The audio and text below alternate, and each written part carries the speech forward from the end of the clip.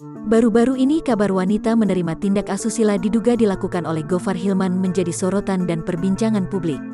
Kasus ini pun menarik perhatian banyak pihak, salah satunya Lutfi Agisal. Mantan kekasih anak Iis Dahlia itu menyatakan dukungannya untuk membela akun @kuenjoyo sebagai korban pelecehan seksual yang diduga dilakukan Gofar Hilman. Dukungannya itu disuarakannya dalam unggahan di Instagram pribadi miliknya, Rabu, tanggal 9 Juni tahun 2021.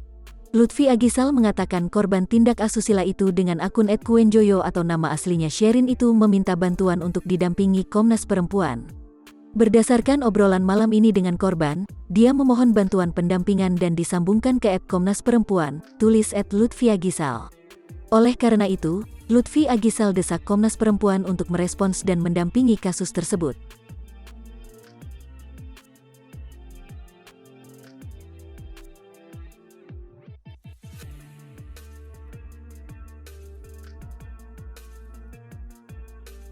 Benar kejadian itu benar terjadi, Mbak?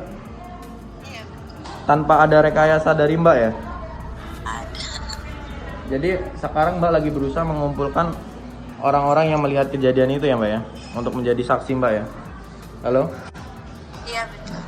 Ada teman nggak waktu pas kejadian itu di situ yang lihat? Teman sendiri yang... Hah? Ada berapa orang yang lihat kejadian itu? Posisinya dia udah pulang duluan. Oh, udah pulang duluan. Terus yang Mbak bilang dienakin kok nggak mau, itu orang-orang siapa ya? Nah, itu dia mas. Sampai sekarang saya juga nggak tahu, nggak ada yang mau ngaku. Tapi ada banyak, ada berapa orang di situ kira-kira yang melihat? Rame, nggak kelihatan rame. Oh rame. Kejadian itu ada pengiring band gitu nggak dari pihak eksternal? Kan bandnya itu DJ gitu. Oh ada DJ-DJ-nya. Itu timnya dia atau orang lain? Timnya dia. Oh